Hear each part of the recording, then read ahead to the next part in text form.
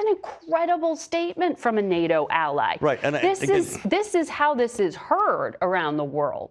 Right. And again, all of these things are really hysterics and way overstatements, but they're all coming from the crux here of that Zelenskyy has made, and I truly believe this is Zelenskyy, he has made a precondition of going forward with peace negotiations, American security guarantees. And what you saw was him enter into a very public debate with the President of the United States in the Oval Office of, I want, and you heard it, you actually yourself said it to the Secretary of the Treasury, I want an American security guarantee as a precondition for peace negotiations. No president is going to give him as a precondition to peace negotiations. You do the peace negotiations, then you determine what security guarantees, what arrangements. Back to failed peace negotiations and failed diplomatic agreements brokered by Europe that had no American guarantee that failed. So it's a what's different this time. But you don't continue a war for it. I mean, you got to hear President Trump. I mean, he engaged by saying, you know, people are dying. We need to stop the dying. We can't go into World War II. And you know, imploring him to let's go forward with the peace negotiations, and then we'll determine what security arrangements need to be made around the peace negotiations.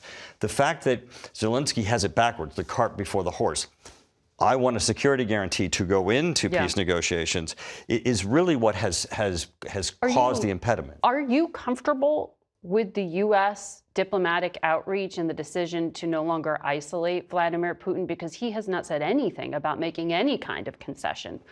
Volodymyr Zelenskyy is being asked to do that publicly. Well, actually, no, he has not. But the Russians showed up. I mean, I'm very comfortable that Marco Rubio, as our Secretary of State, in the lead with these negotiations, is very competent. Is he in the lead with negotiations, or is it Steve Witkoff? He is in the lead with the negotiations. I'm very confident of his strength. He has commenced the negotiations. I believe that Zelenskyy needs to trust him.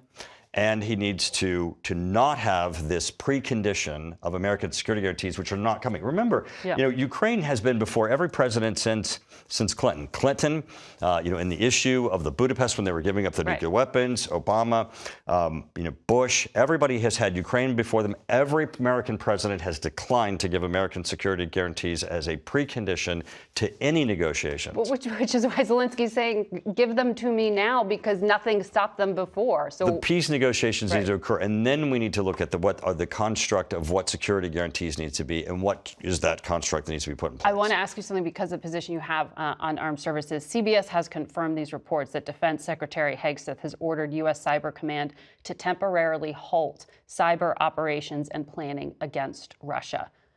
The Washington Post reports that that's as long as the negotiations continue. There are no negotiations underway.